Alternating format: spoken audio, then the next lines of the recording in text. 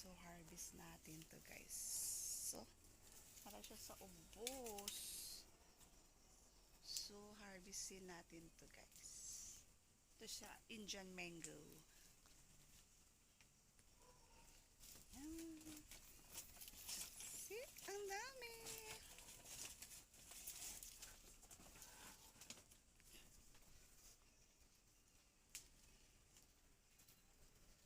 May kalamansi din sa likod. Ayan, ang dami din. Bunga.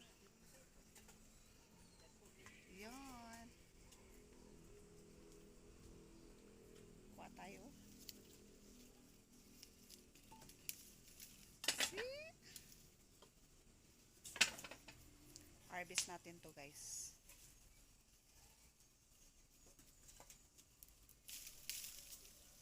Yan. See? Ang sarap nito.